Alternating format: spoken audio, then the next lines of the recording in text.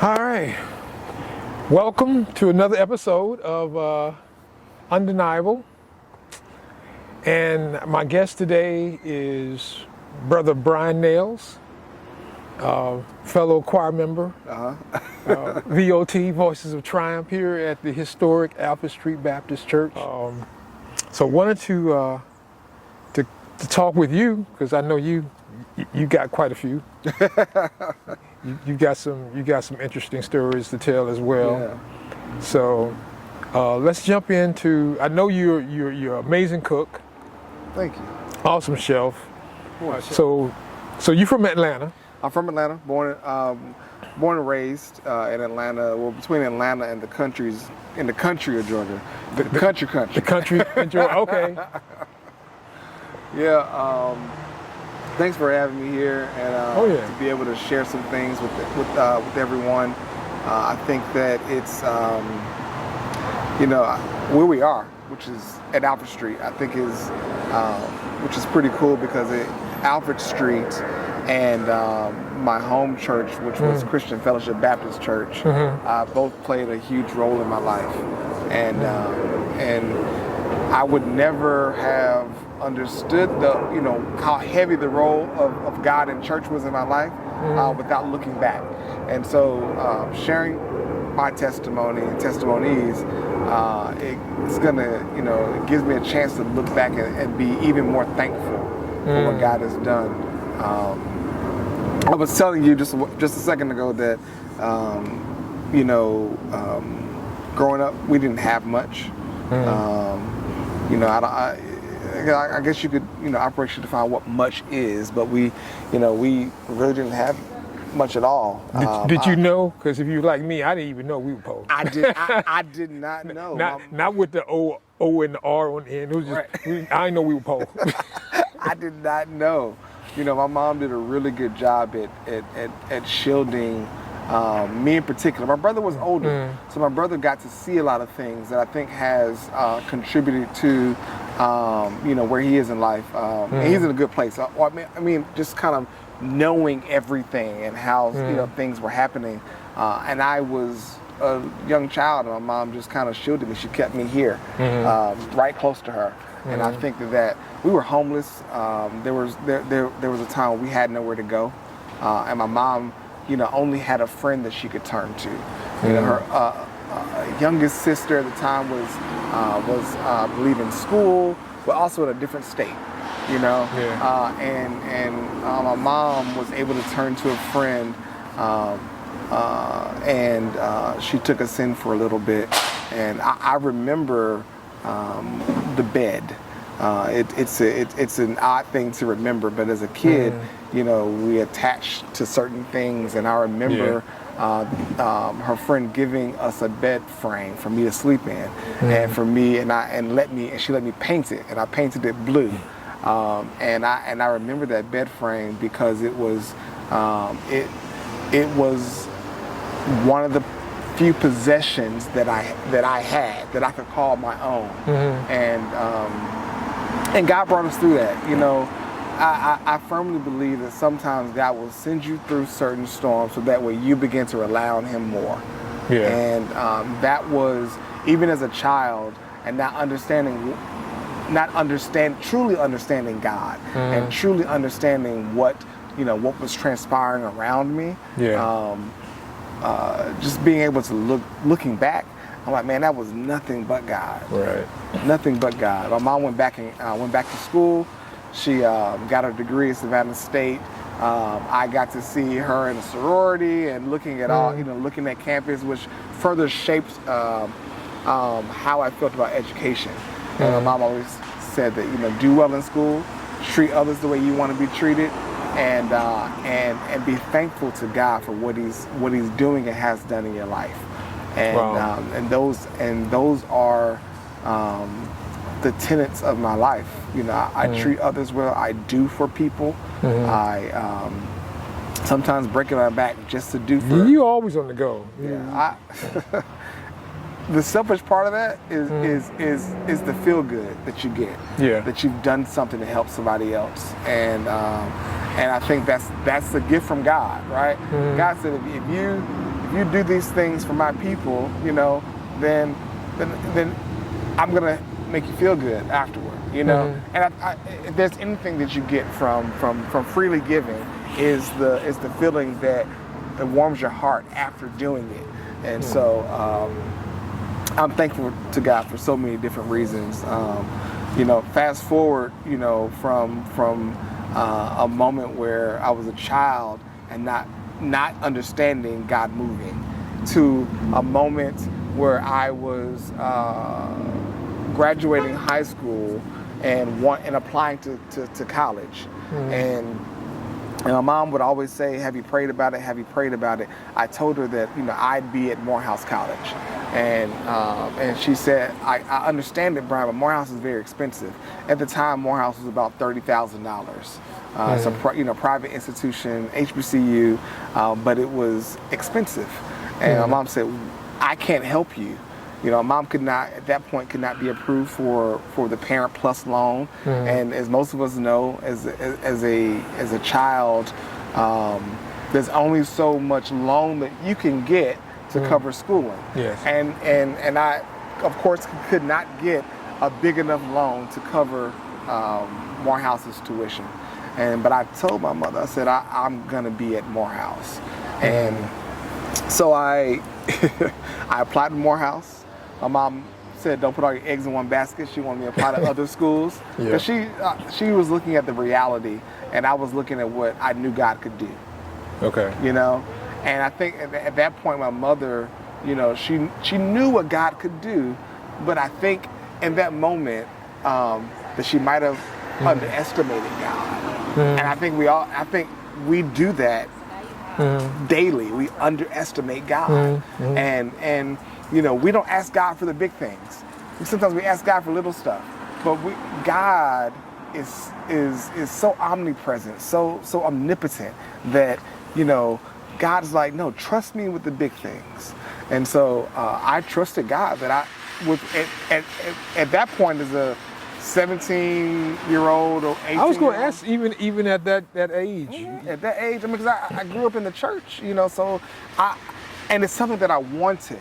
So it wasn't like, you know, I was just like, you know, like praying every day. I wasn't, you know, but I did talk to God every day. I just wasn't on my knees praying. But I knew that if there's anything, you know, God, you can do, it's this, you know.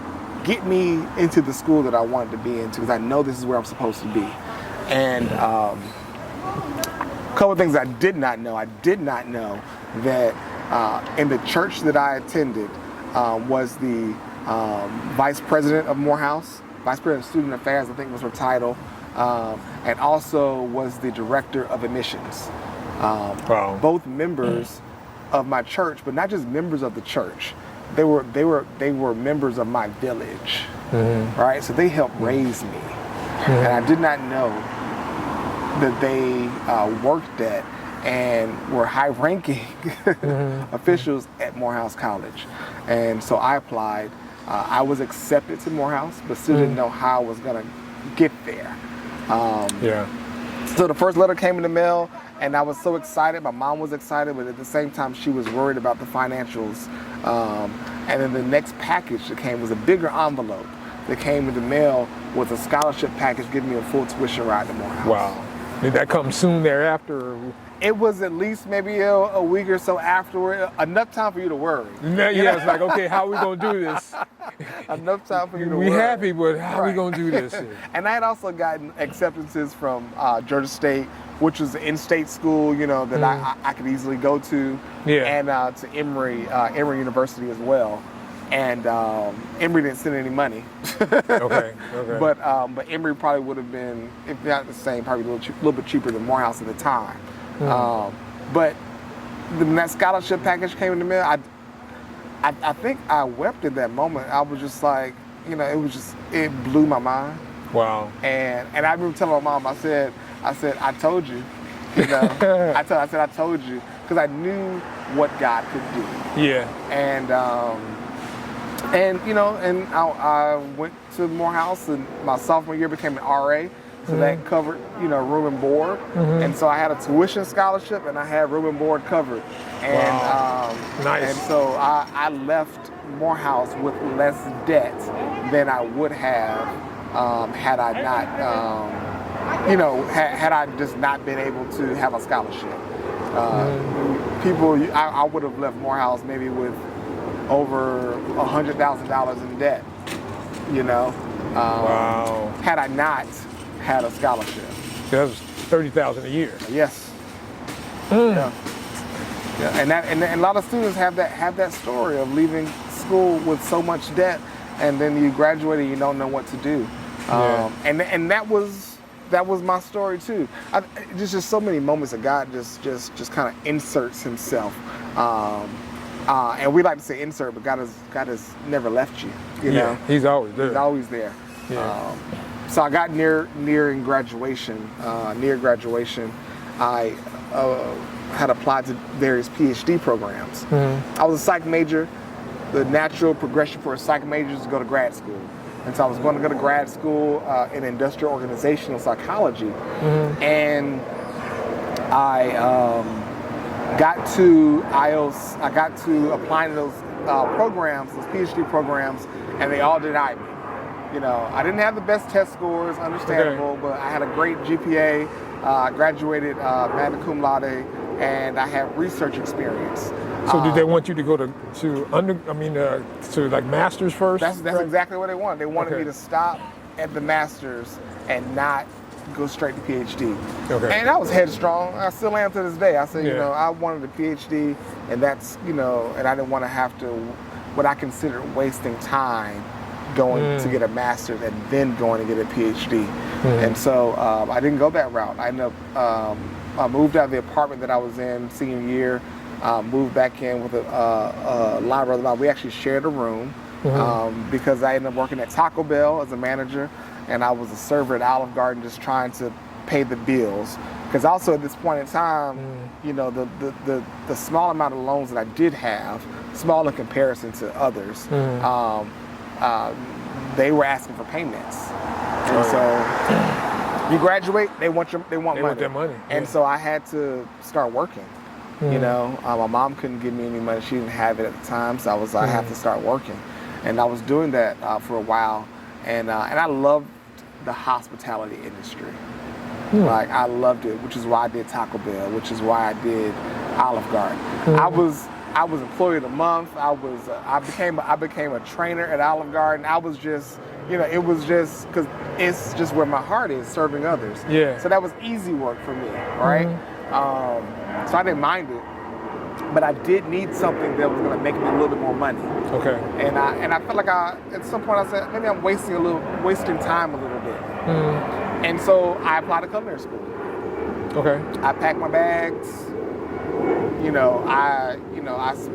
I stopped working those two jobs after I got accepted to Culinary School of America in New York, and I only had a little bit of money left. I had to pay for the lab work to get into culinary school. So where did this desire to cook professionally come in? That came from my mom and my aunts. I mean, I think in the black family, the kitchen is like where everything happens. Oh yeah. And my family was no different. So I just always wanted to be in the kitchen. And my mom wanted me out the kitchen. Oh my God. I wanted to Boy, get out of here. Right, yeah. Get out of the kitchen, because when you have too many people moving in the kitchen, it gets hot, and it's already hot, and it's just too much. So I would get kicked out of the kitchen. My mom would bake cakes. Yeah. And so, she don't want you jumping in the kitchen, don't move, don't do it. Because that cake will fall. If that falls, you in trouble. And so, so I think the desire of wanting to be in something that I was being told that I couldn't be in, I think that just grew my desire to wanting to cook professionally. I got a job about a week or two after that with the Department of Navy and Human Resources, and which brought me to DC, and being in DC brought me to Alfred Street. and being able to work a job that my progression has been quick.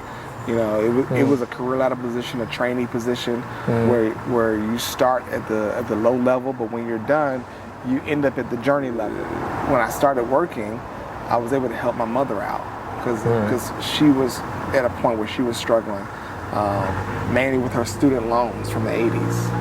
Oh wow! And that was being able to help her and you know, whether it was just a few $100s a week or whatever it was to keep her afloat. God knew, and that's how He orchestrated my life, and I'm thankful for that. Because of that, and because of being in DC,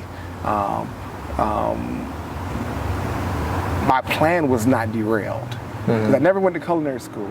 But the plan to be in culinary school and to cook professionally was not derailed. That just wasn't the path. Yeah, I was going to ask you how you get back to that. That just wasn't the path. My path was to come here to DC, to start working, and then to build Distinct Taste. Okay. And that happened through Alfred Street. I was at your catering.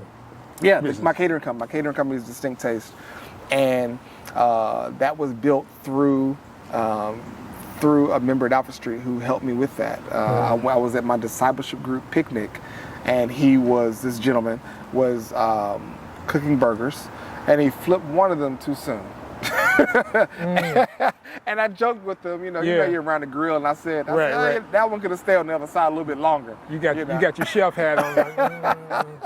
And he asked me flat out. He said, "Do you cook?" And I said, yeah, I'll cook a little bit. You're humble. I just cook a little bit. Yeah. And he was like, oh, okay. He said, do you cook professionally? I said, no, I cook for people, but He said, well, look, man, I have an event coming up, and if if you cook the way you say you do, I'd like for you to cook for this event for me. Okay. And that one event, the deposits, from that event really stood up Distinct Taste. Wow. Yeah. So how many years, because I know, because you also did my event for a lunch party for my app. That was 2018. Uh-huh. How long had you been in business by that time? About 3 years. So that one event was in 2015, in 2014, like 2015. Okay. And that's when I kind of stood everything up. So it was the licensing, the certifications, the trade name, and doing all of that. Right.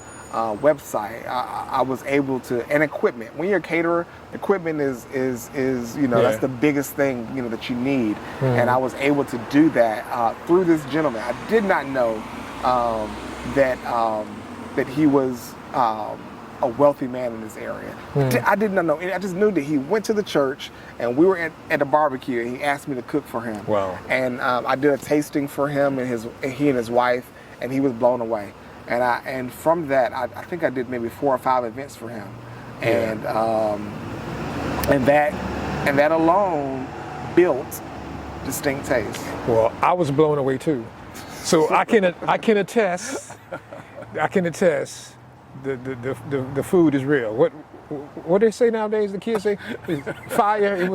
It's fire. Yeah, I'm telling you, it's fire. It's lit. That's what we used to say back in the day. It's fire. It's fire. It's all of that. Cause oh my God, I'm still thinking about those crab cakes or the shrimp. Oh my, all those. Oof. Yeah, you had everybody trying to take a tray home that night. Oh, yeah, that was awesome. From that, I'm ever grateful. I'm thankful to God, and those moments in my life just have made me instill more trust into God. Yeah. There are things that may happen, but I firmly believe that everything that happens in my life is for my good, because I do love God. Wow. And He said, if you love me, right, that everything that happens in your life, good, bad, and different, is going to be for your good. And you just have to be able to recognize what the good is. Yeah. And I thought that moving up here initially was a mistake. I felt alone. I felt lonely. I wanted to move back to Atlanta because I did not have a church home. I lost God for a moment, when I first moved up here. And then there was Alfred Street, recommended by a couple people, and I ended up coming to the church, and the light fixtures were the same light fixtures that are in my home, that were in my home church. The little things. The little things. Yeah. And I think that was God saying, "You're home. You're home." Yeah. So tell me about Haiti. Oh yeah. Because you got some other stuff there.